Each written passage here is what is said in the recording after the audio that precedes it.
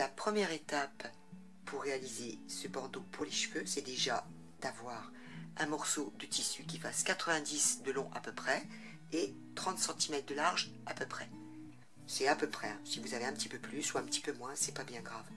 Moi j'ai choisi un jersey extensible, mais on peut tout à fait le faire dans une cotonnade unie ou imprimée. J'ai choisi ça parce qu'il me restait un petit morceau, voilà. Et puis on prend aussi du fil de fer, il nous en faudra à peu près 90 cm. Eh bien allons-y. La première étape consiste à plier mon tissu endroit contre endroit sur la longueur, à épingler les bords et à piquer à 1,5 cm tout le long.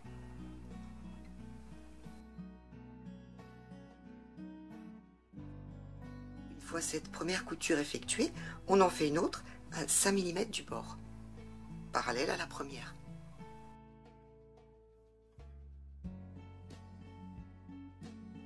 On obtient donc une coulisse entre les deux coutures et elle nous servira à passer le fil de fer.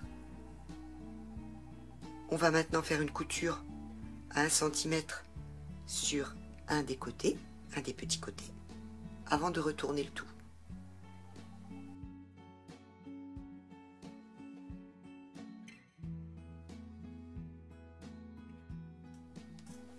Je prépare mon morceau de fil de fer qui va faire donc 90 cm.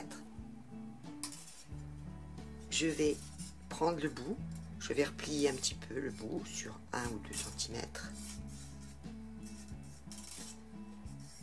Je vais faire pareil pour l'autre côté. Je le replie sur 1 ou 2 cm.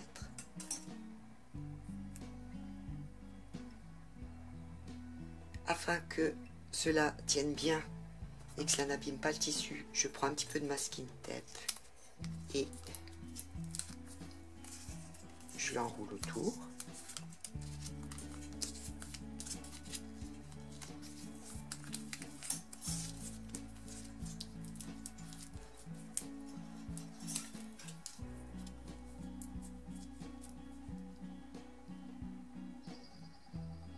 Je fais pareil avec l'autre côté. Voilà, mes deux bouts ne risquent pas d'abîmer le tissu.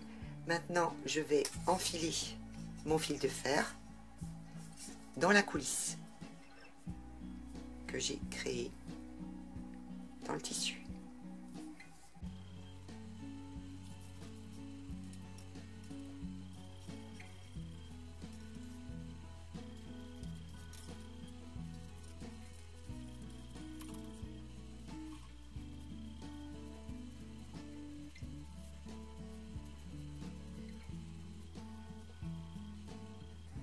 Une fois le fil de fer rentré complètement, eh bien, on va faire un rentré à l'intérieur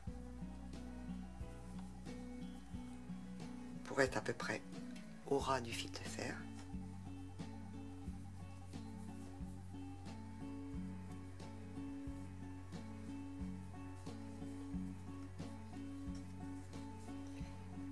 Et on va piquer ici.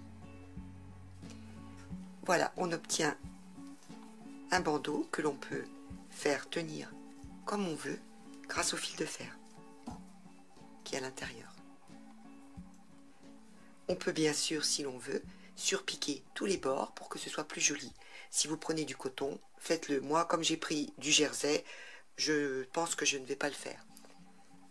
Ça sera moins joli avec le point élastique.